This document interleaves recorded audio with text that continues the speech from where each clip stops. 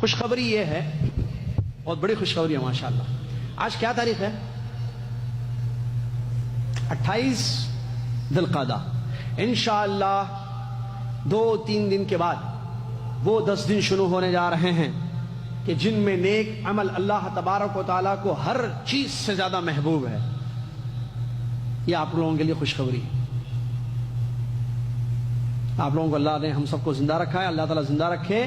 پہلی ذی الحجہ سے 10 ذی الحجہ تک وہ مبارک ایام آنے والے ہیں جو اللہ تبارک و تعالیٰ کے یہاں بڑے محبوب ہیں۔ اور اس کو یوٹیوب پہ جہاں ڈالنا ڈالو، اس ابھی جو میں بولتے جا رہا ہوں۔ اللہ تبارک و تعالیٰ نے فرمایا والفجر ولیال عشر، قسم ہے فجر کی، قسم ہے 10 راتوں کی۔ اللہ تبارک و تعالیٰ نے ان 10 دنوں کی جو پہلی ذی الحجہ سے 10 ذی الحجہ تک کے ایام ہیں، ان کی قسم کھائی اللہ تعالیٰ نے۔ اور اللہ تبارک و تعالیٰ جب کسی چیز کی قسم کھاتا ہے تو اللہ نے اس میں جو فضیلت رکھی ہے اس کی وجہ سے قسم کھائی جاتی ہے، جیسا کہ اہل علم کا قول ہے۔ تو ان 10 دنوں کی قسم اللہ پاک نے کھائی ہے، جیسا کہ صحیح تفسیر اس آیت کی ولیال عشر جو حافظ ابن کثیر رحمۃ اللہ نے بیان کیا ہے، 1 ذی الحجہ سے 10 ذی الحجہ تک قسم کھائی اللہ نے ان 10 دنوں کی۔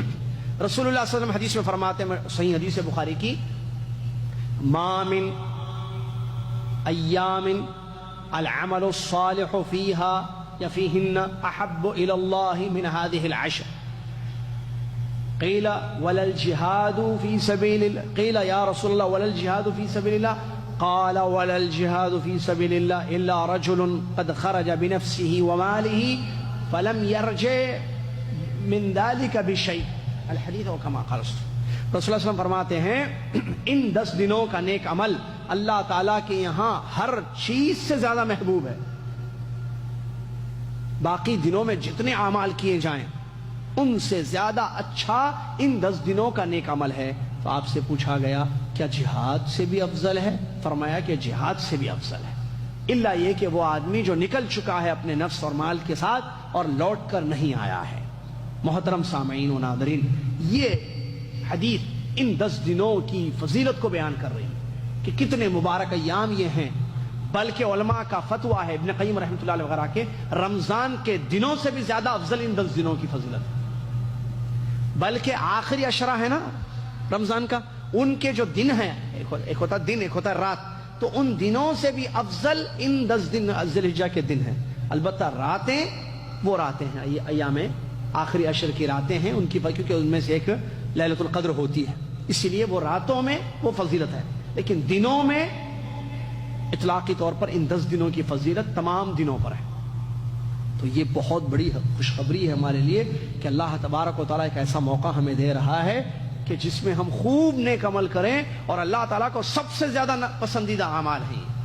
جب اللہ تعالیٰ، اس کا فائدہ کیا ہے؟ اگر ہم وہ کام کریں گے جو اللہ کو زیادہ پسند ہے تو اللہ تعالیٰ ہم سے خوش ہو جائے گا، اللہ راضی ہو جائے گا ہم سے۔ جب اللہ ہم سے خوش ہوگا، اللہ راضی ہو گیا، ہماری دنیا بھی بن گئی، ہماری آخرت بھی بن گئی۔ آدمی دنیا بنانے کے لیے پیسہ کماتا ہے، سہولیات کا انتظام اپنے گھر میں رکھتا ہے تاکہ دنیا اس کی سکون سے گزرے، لیکن دنیا بنتی ہے نیک عمل سے۔ اللہ تعالیٰ نے فرمایا من عمل صالحا من ذکر او انثى وهو مؤمن فلنحيينه حیاة طیبہ ولنجزیہم اجرہم بأحسن ما كانوا يعملون۔ جو نیک عمل کریں گے، مرد ہو یا عورت، اس حال میں کہ وہ مومن ہیں، تو ہم ان کی زندگی کو بہترین بنا دیں گے، ضرور بضرور ان کو اچھی زندگی، گولڈن لائف عطا کریں گے، اور قیامت کے دن ان کے کیے کا بہترین بدلہ ہم ان کو دے دیں گے۔ تو حیات طیبہ وعدہ ہے اللہ کا اس آیت میں ان لوگوں کے لیے جو ایمان کے بعد عمل صالح کرتے ہیں۔ عمل صالح، نیک عمل کرنے کے 10 دن آ رہے ہیں، اور ان میں آیت میں تو عمومی طور پر ہے کہ کبھی بھی کوئی نیک عمل کریں گے ایمان لانے کے بعد ان کی زندگی بہترین بنائی جائے گی، گولڈن لائف ان کو دی جائے گی۔ اس حدیث میں تو خوشخبری ہے کہ 10 دنوں کا نیک عمل اللہ کو باقی دنوں کے اعمال سے زیادہ محبوب، زیادہ پسندیدہ ہے۔ تو کتنا بڑا چانس مل رہا ہے ہمیں کہ پہلی ذی الحجہ سے ہم تیار ہو جائیں نیک عمل کرنے کے لیے، خالص اللہ کے لیے۔ کیا کرنا ہے نیک عمل؟ نیک عمل بہت ہیں۔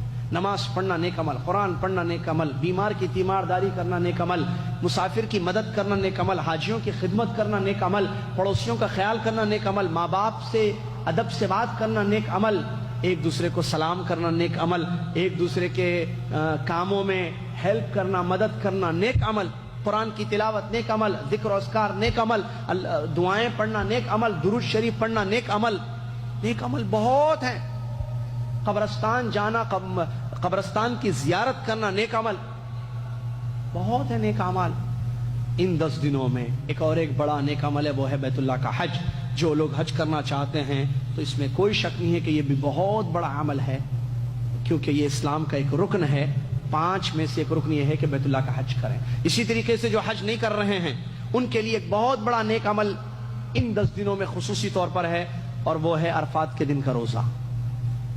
حدیث میں نبی صلی اللہ علیہ وسلم سے سوال کیا گیا عرفہ کے روزے کے بارے میں، تو آپ نے فرمایا کہ سال بھر کے گناہ بخش دیے جاتے ہیں اس سے. اب اس میں ایک مسئلہ یہ آیا کہ عرفہ کے دن کا روزے کا مطلب جب یہاں عرفہ ہوگا سعودی عرب میں تو پوری دنیا والے اسی دن روزہ رکھیں گے یا 9 تاریخ کے دن روزہ رکھیں گے؟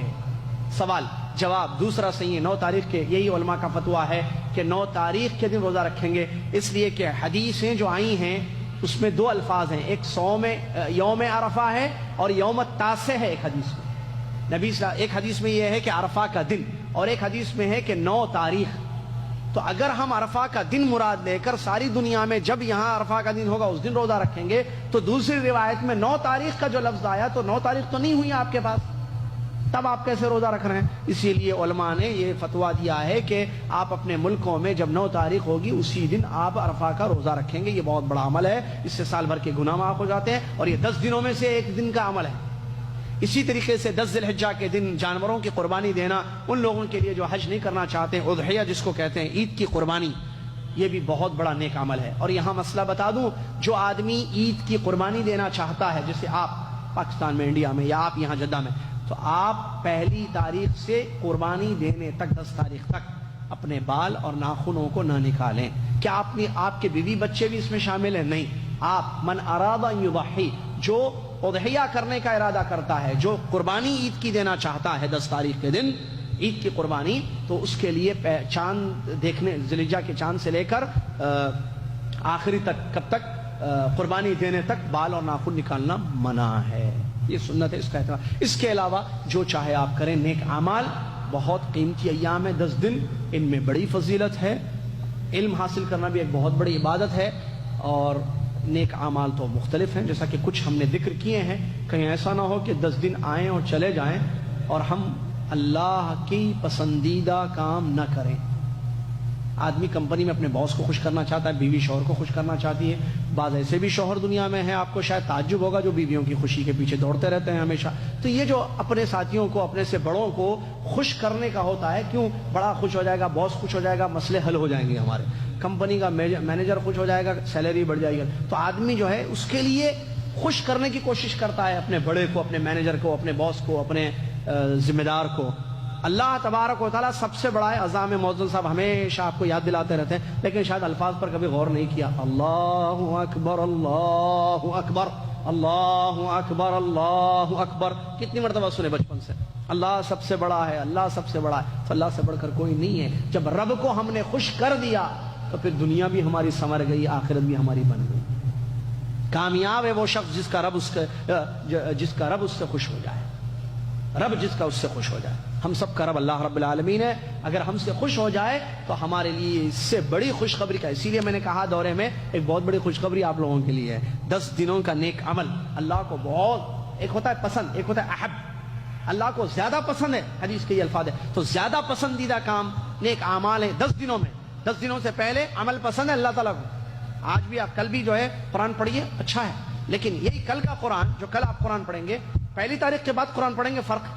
زیادہ پسند ہے اللہ تعالیٰ کو ان 10 دنوں کا نیک عمل. تو ہم کیوں نہ ایسے مواقع کو غنیمت سمجھیں اور یوٹیلائز کریں صحیح اس کا، اور نیک اعمال خالص اللہ کے لیے زیادہ سے زیادہ کریں. اللہ تعالیٰ مجھے، آپ کو اور دنیا کے تمام مسلمانوں کو ان چیزوں پر عمل پیرا ہونے کی توفیق عطا فرمائے.